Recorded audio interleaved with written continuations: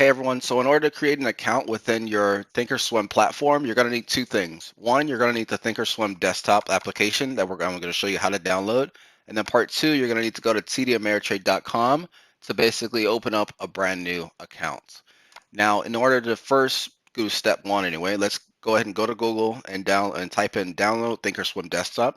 One of the first things that should come up is a link similar to this. Whenever you do click it, it should look just like this link here.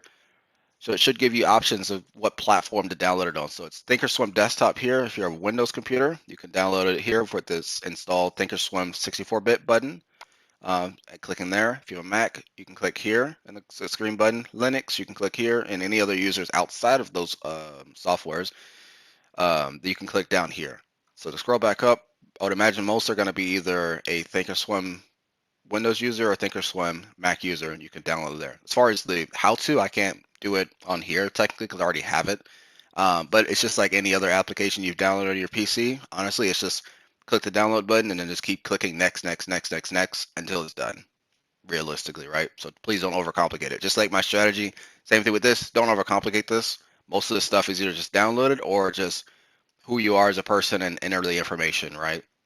So with that being said, after you've downloaded that, go back. Now you need a login. So you need to go to tdameritrade.com because those are the two that are affiliated together. And you need to go to up here where it says open up a brand new account. Once you click here, and by the way, before we continue this, I don't know how it's been years since I've gone through this. So if anything's changed, feel free to let me just read it and so I can know what the heck is going on because I don't set up accounts obviously on a regular basis. So bear with me is all I'm going to say.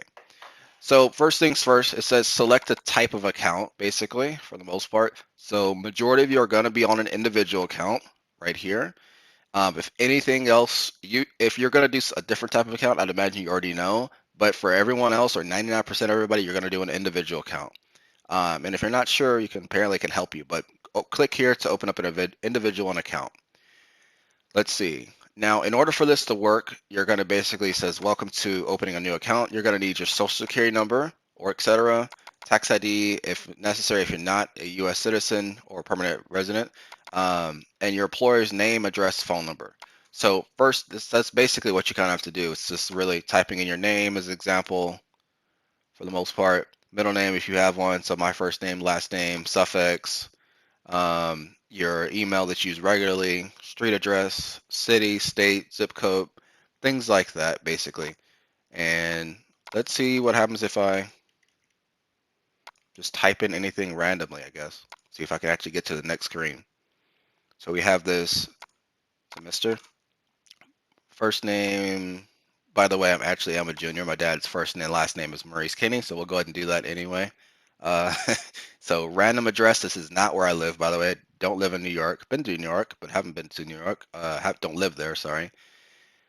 Mobile number, yes. Click here. I have read this statement, or more than likely you need to read the statement. Go ahead and feel free to click here if you want to. Just being honest, no one reads it. I don't read it. Just click the button. Just click continue.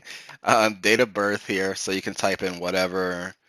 We'll just say I was born in 1950 today. Sure. U.S. citizen today, yes, or yes, period.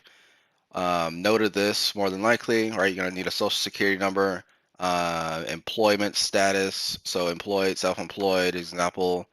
But you can see it's all very common information, basically.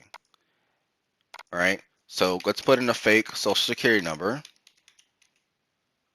and let's see if that works, because I want to get to the next screen. Test.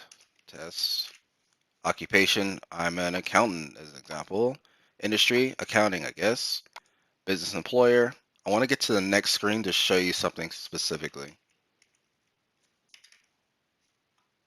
Whatever that is. Did it work? Okay. Okay, so now we're in the same thing here. And so here's what it is.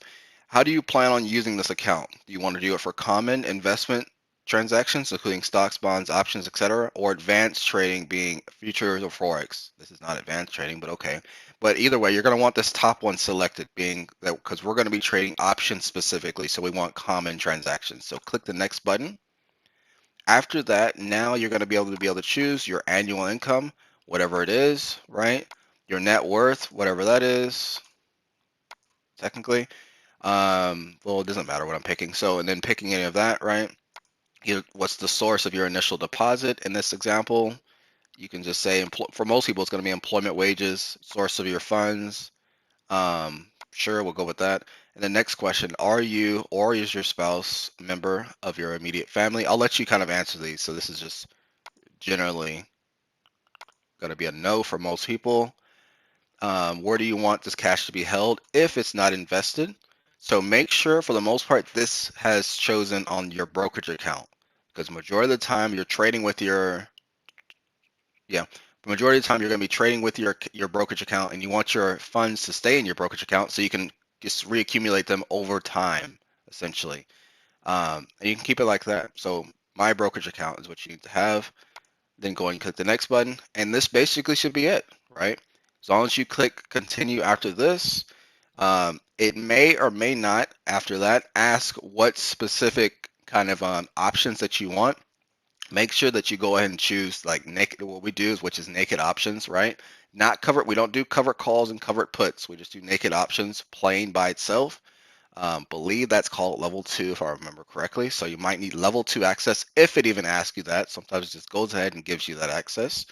But just as a heads up, if at all you realize that something here is incorrect on your information, or you do need access to trade options that we do, then you just need to do this very simply. Go to the Thinkorswim platform down here, go over to support on the top right, and you can basically click here to create a support request and then type in any question that you basically have, and someone's going to get back to you within probably either 5 to max, I think I've seen 25 minutes or so. It just depends on how busy they are, right? But you don't even have to call them at all. Feel free to call them if you want to, but I feel like the chat's pretty quick, a lot quicker than just waiting on the phone and etc. So hopefully that makes sense. That's basically how to set up your TD Ameritrade account by one, downloading the Thinkorswim desktop application, which you're seeing here, but then two, creating the account itself.